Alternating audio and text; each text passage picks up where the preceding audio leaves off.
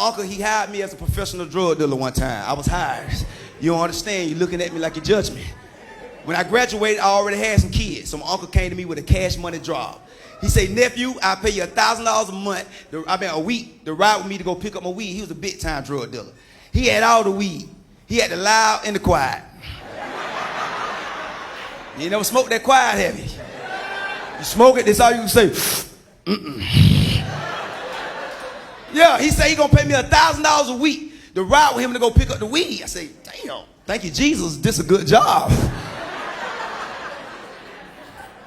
But it was more to the job. He said, when we get pulled over, I want you to take the charge. I said, what? He said, no, I want you to take the charge because you ain't never been in trouble. So if you get caught, they're going to let you out on probation. I said, you saying you're going to pay me $1,000 a week and we get caught with the weed, they're going to let me out on probation. He was like, yeah. I said, well, can we get this in writing, signed by parentheses? So I took the job.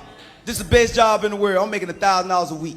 The first 2 weeks I was nervous. I was just riding the car all nervous because I didn't want to get caught. But after about 2 weeks, I used to get comfortable, man. I would land in his car like it was a Cadillac. It wasn't up with a Buick LeSabre, but I would land like it was a Cadillac. I got so cocky with my job, I told all my friends who went to college, I said, y'all need to get y'all life together. So me and my uncle ride, man, a whole year ain't nothing happened. I'm making $1,000 a week. Everything good. Huh? Everything good. Everything going good. Huh? And my uncle, he used to drive laid back too. So one day, he leaned up on the steering wheel like this, nervous. I say, if you got the fart, just let down the window. He was like, no. He said, man, the police behind us. I said, what? I said, is they behind both of us? He like, no, nephew, you know what time it is. You know what time it is. I say, no, it's just 4 o'clock. That's what time it is. He said, no, nephew, I've been paying you $1,000 a week now. You got to take the charge if the police pull us over. I said, damn. So, I kept it real. So the police pulled us over, but I didn't know you supposed to keep your composure. But I didn't know that. But see, he knew that because he was an OG. But me, I was still a GG. I was a little gerber baby. I ain't know. Cause he kept his composure. The police pulled us over. I'm over there singing church songs. No weapon formed against me. So the police see me. He seen I was nervous. He told us to get out the car. He knew something was wrong. So he laid us on the grass. We laying on the grass.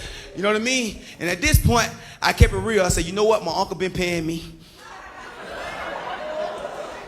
I got to take a charge. I don't want them to be hashtagging snitch on Facebook. So I kept it real in my mind. I said, I'm going to keep it real. So the police went to the trunk, because the weed was back there. You can smell it. As soon as he opened the trunk, I heard the trunk go, Arr! I had a slight stroke on the side of the road right there.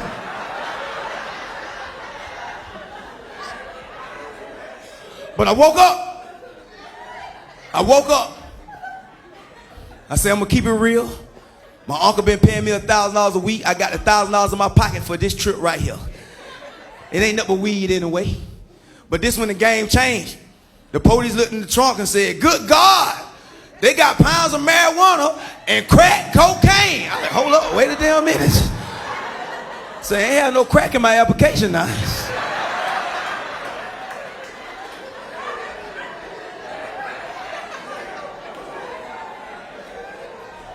But it's my uncle. He on parole. I don't want to get in trouble. I'ma still take possession. He gonna have to put some more money on my 401k or something. But I say, even though crack cocaine enough, they still gonna let me out on probation.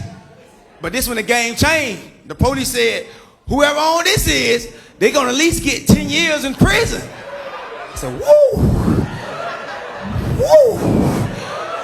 So I took the $1,000 out of my pocket he had paid me. And I slid it back to him like this right here.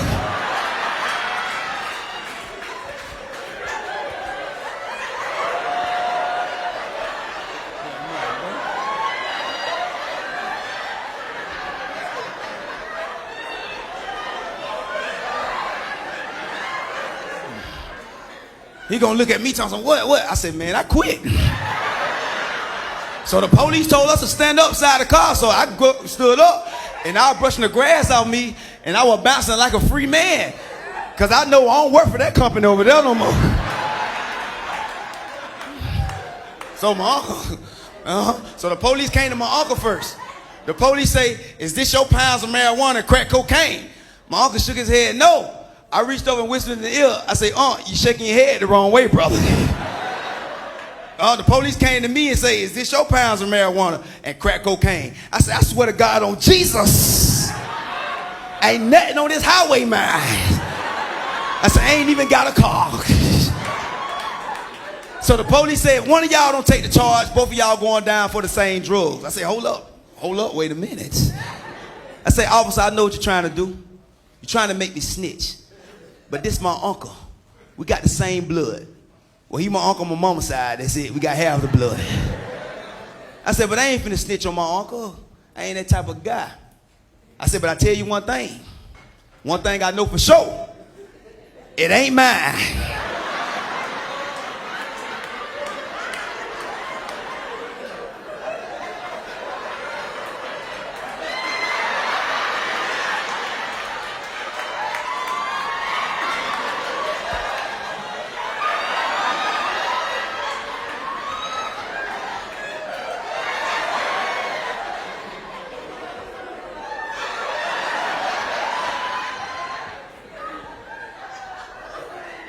So my uncle went back to prison.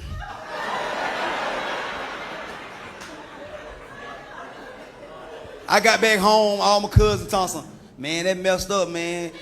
You could have took that charge for You weren't gonna get no but a little year. You could have laid down for a year. I said, first of all, I ain't that damn sleepy.